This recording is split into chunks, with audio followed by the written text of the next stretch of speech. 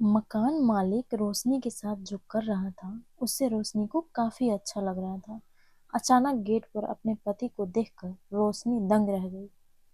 रोशनी अपने पति से हमेशा नाराज रहती थी और नाराजगी का यह भी कारण था कि उसके पति कमलेश गांव में खेती बाड़ी करते थे और पूरा दिन मेहनत मजदूरी करने के बाद भी घर सही से ढंग से नहीं चल पा रहा था। उस दोनों के एक 4 साल का बेटा भी था जो अभी स्कूल नहीं जाता था। पर रोशनी को हमेशा यह चिंता रहती थी कि जब वह स्कूल जाने लगेगा तो उसकी फीस का इंतजाम कहाँ से करेगी। उसे गांव के बहुत सारे दोस्त बाहर चंडीगढ़ में काम करते थे। वह भी अपने पति से बोलती, क्यों ना हम सारे खेत आधे पर देकर और बाहर कमाने चलते, तो कम से कम 2-4 पैसे तो बचेंगे। पर उसका पति कमलेश रोशनी की यह सारी बातें नजरअंदाज कर देता और फटाफट खाना खाकर बाहर निकल जाता है। करीब 2 महीने से रोशनी उसे यह बात बोल रही थी, पर रोशनी की इन बातों पर कमलेश का कोई असर नहीं पड़ रहा था। कमलेश अपनी खेती बाड़ी अपने गांव से बहुत प्यार करता था। किस्मत में शायद उसे गरीबी ही लिखी थी। आज शाम हुई तो कमलेश घर आया और हाथ धोकर रोशनी से खाना लाने के लिए बोला, तो रोशनी मुंह घुमाकर बैठ गई। कमलेश समझ गया कि वह उससे नाराज है, तो वह रोशनी के पास जाकर बैठ गया और बोला, अरे मैडम, क्या हुआ? खाना तो दे दो, बहुत तेज भूख लगी है। कमलेश की आवाज सुनकर रोशनी अपना सर घुमाकर बोली, खुद क्यों नहीं खा लेते हो? तुम मेरी कोई बात मानते ही नहीं हो, तो मैं तुम्हारा कोई काम क्यों करूं? रोशनी बात सुनकर कमलेश थोड़ा सा मुस्कुराया और बोला, ऐसी कौन सी बात है जो मैं आपकी नहीं मानता? कमलेश की बात पर रोशनी तुरंत बोल पड़ी, कितने दिनों से बोल रही हूँ, चलो हम लोग भी चंडीगढ़ चलते हैं। सारे गांव के लोग बाहर कमा रहे हैं और हम यहाँ खेती बाड़ी में ही लगे हुए हैं। रोशनी की बात कमलेश के दिमाग में बैठ गई। उसकी भी समझ में आ गया था कि अब शायद बाहर जाने का मौका आ गया है। उसे भी लग रहा था कि खेती बाड़ी में जो ज्यादा प्रॉफिट तो है नहीं। ठीक है, हम राज रामपाल चाचा से बात करते हैं, वह जब बताएंगे तब हम चल देंगे। कमलेश की बात सुनकर रोशनी हल्की सी मुस्कुराई थी और किचन से खाना लेकर आई। कमलेश को प्यार से खिलाने लगी। कमलेश खाना खाने के बाद बाहर तो निकल गया, लेकिन रोशनी घर में बैठकर वही सोच रही थी, अब शायद हमारे अच्छे दिन आ जाएंगे, हम भी 2 पैसे बचा पाएंगे, अपनी औलाद पर खर्च करेंगे, हमारा बच्चा पढ़ लिख जाएगा तो सही रहेगा। बच्चा सो रहा था तो वह गेट से कपड़े उठाकर बाथरूम में बढ़ गई। शायद वह नहाने के लिए गई थी। करीब 10 मिनट नहाने के बाद वह बाहर निकली तो लाइट जा चुकी थी। तो वह बाहर बरामदे में ही बैठकर अपने बाल संवारने लगी। तभी वहां पर कमलेश आया और बोला, चाचा से बात हो गई है और वह अगले हफ्ते आने को बोले हैं। हम इंतजाम कर लेते हैं और दोनों शहर की ओर चल देते हैं। रोशनी मुस्कुराई थी, बोली, ठीक है, बाकी सारे कपड़े वगैरह पैक कर लूंगी और माँ को फोन करके कुछ पैसे मंगा लूंगी ताकि किराया भाड़ा हो जाए। दोनों खुशहाल दिखाई दे रहे थे और रोशनी कुछ ज्यादा ही खुश थी। वह अपना भविष्य देख रही थी कि अब शायद तुम्हारे दिन भी अच्छे हो जाएंगे। आज संडे का दिन था। आज रोशनी और कमलेश को चंडीगढ़ जाना था। चाचा ने संडे को ही बोला था कि आ जाना, इसलिए दोनों सुबह जल्दी उठ गए और हंसी खुशी अपने कपड़े पैक करने लगे। रोशनी ने अपने 4 साल के बेटे को नए कपड़े पहना दिए थे और उसके दूध का सामान भी पैक कर लिया था।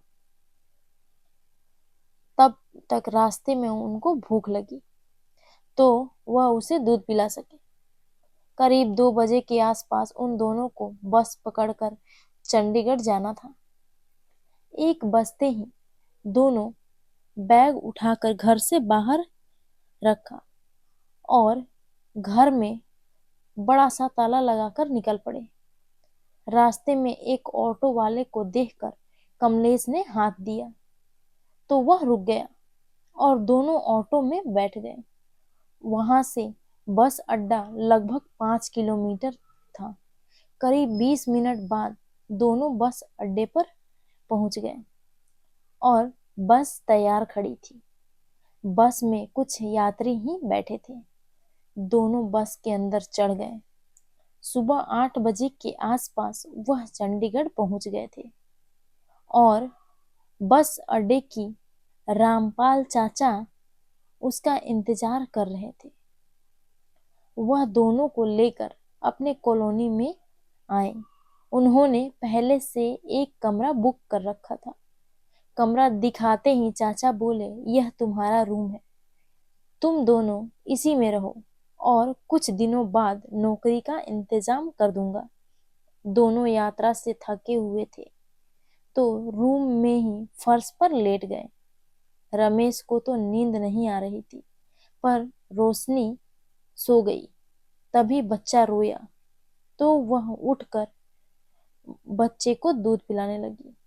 कमलेश सोचा, चलो कुछ सब्जी ले आते हैं ताकि शाम को बन जाएगी। इसलिए वह चाचा के साथ मार्केट चला गया। उसके जाने के बाद मकान मालिक आया और बोला, अच्छा तो तुम हो दोनों नए किराएदार। रोशनी ने सर हिलाकर जवाब दिया था और वह देख रही थी कि मकान मालिक नजरें बार बार उसके शरीर पर जा रही थी। वह भी खूबसूरत थी, कमसीन थी। वह भी मकान मालिक को देखकर मोहित हो चुकी थी क्योंकि मकान मालिक अभी नवयुवक था और उसकी उम्र लगभग 22 साल के आसपास की थी। रूम के कोने में एक छोटा सा स्टूल पड़ा था। इस पर मकान मालिक बैठ गया और रोशनी को घूर घूर कर देखने लगा। वह रोशनी की बड़ी बड़ी चोली साफ साफ देख रहा था। उसकी नीयत खराब हो गई थी और वह उठकर रोशनी का हाथ पकड़ते हुए बोला, तुम मुझे काफी अच्छी लगी और तुम्हारा हर महीने का किराया मैं दे दिया करूंगा। उसके बदले में अगर तुम मुझे कुछ प्यार दे दो। रोशनी समझ चुकी थी कि अगर उसका किराया माफ होता रहेगा तो वह जल्दी कुछ पैसे बचा लेगी।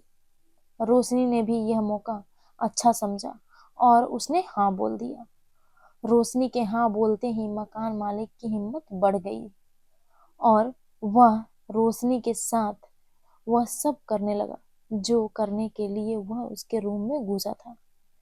अभी कुछ पल ही हुआ रोशनी को प्यार कर पाया था कि इतने में कमलेश रूम में आ गया और यह माजरा देखकर दंग रह गया। कमलेश को रूम में आता देख मकान मालिक तो बाहर निकल गया और कमलेश ने रोशनी को बहुत सारी खरी खोटी सुनाई। अच्छा तो तुम यहाँ आकर यह सब करोगी, चलो कल हम लोग वापस चलेंगे। इस पर रोशनी ने कमलेश को बहुत समझाया कि अब ऐसा कुछ नहीं करूंगी। रोशनी के लाख समझाने पर कमलेश मान गया था, लेकिन कमलेश बहुत गुस्से में था तो वह रूम में के बाहर बैठा था और रोशनी अंदर बैठी बैठी सिसक रही थी। रोशनी कमलेश से वादा किया कि अब वह सही ढंग से रहेगी और ऐसा कोई कदम नहीं उठाएगी जिससे उसे ठेस पहुंचे। कमलेश ने भी उसके ऊपर भरोसा करके उस बात को भूल गया था। ऐसी ही कहानियां सुनने के लिए आप हमारे चैनल को सब्सक्राइब करें, हमारे वीडियो को लाइक करें, शेयर जरूर करें। धन्यवाद।